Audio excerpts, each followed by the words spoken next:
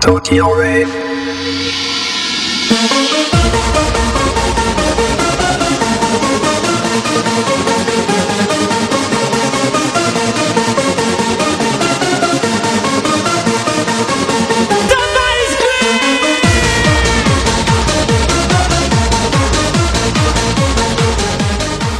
Hi there.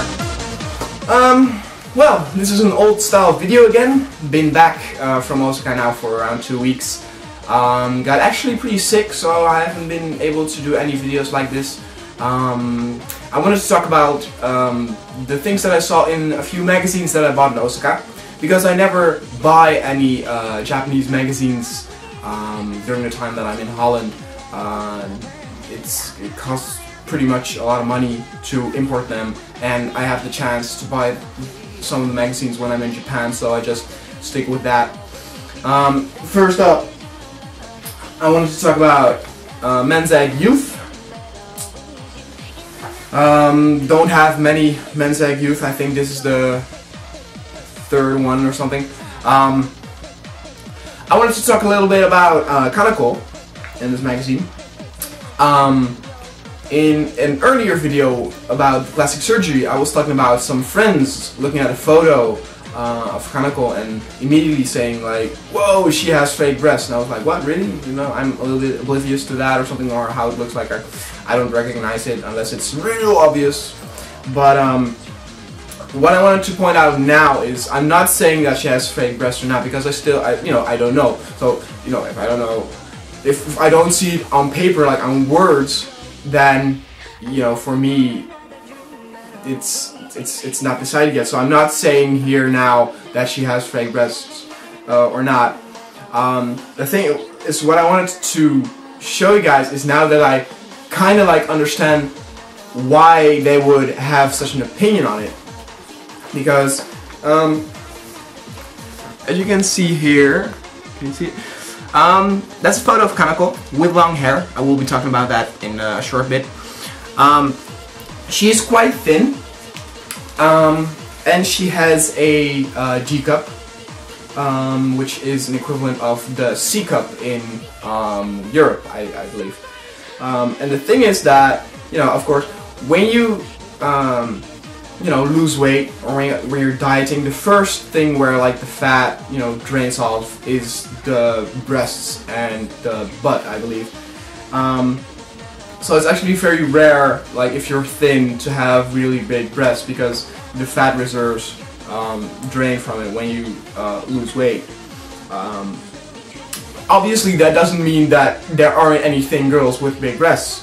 What I mean by this is that now I kind of understand why they would think that maybe she had fake breasts. And like I said, I'm not making any judgments here. So enough about that. I wanted to talk a little bit about her long hair. She actually has that for quite a few months now.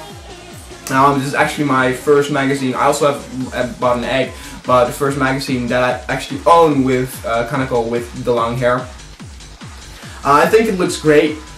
As I said before in an earlier video, I like long hair more than short hair. If a girl can rock short hair, I find it very attractive, but still I like long hair more. I do say that I prefer like wavy hair above straight hair, and she has now straight hair. I think if she would like have a little bit of curls in it, or like the wavy curls, I think that will look the best. But no, like I said, I think that long hair actually suits her better, even though short hair was her image for such a long time, that I actually also love that very much. It actually makes her look more outgoing, actually, short hair. Another thing that I wanted to talk about, what I saw a lot in Osaka, and I wanted to explain a little bit what that is about, is in the summer there are all these festivals with fireworks. Hanabi Matsuri are they called. Hanabi is the meaning of fireworks. And there are multiple of these festivals, and they're around like from late July to, I don't know, mid-August or something.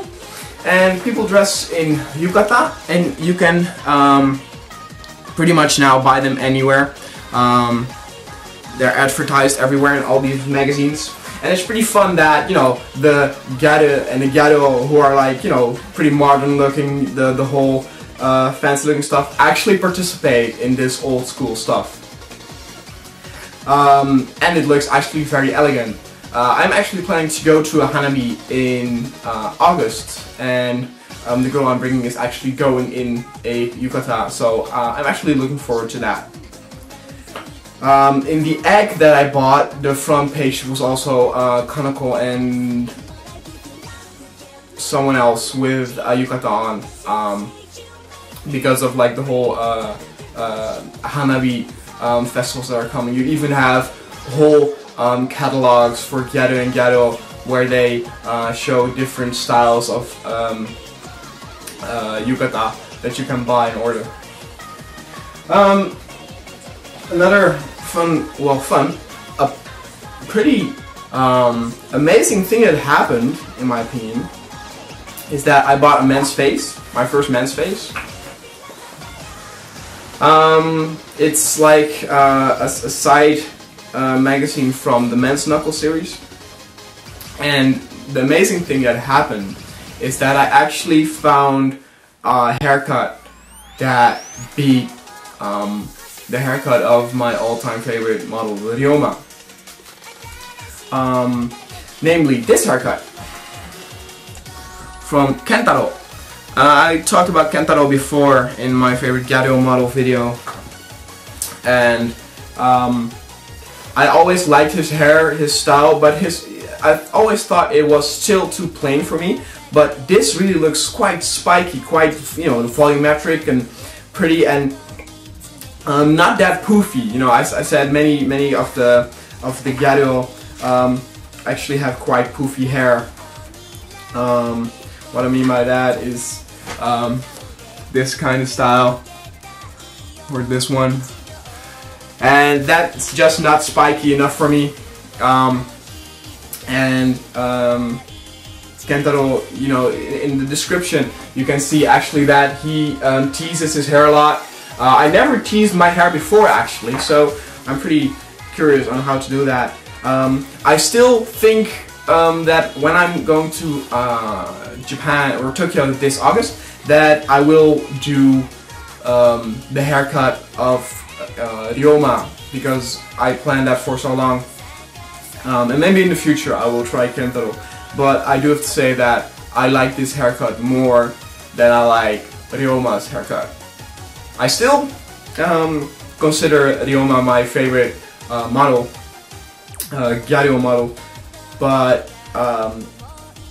alas, not for his haircut anymore. Well, those were the 3 things that I wanted to talk a little bit about, and I will see you next time. Alright, see ya.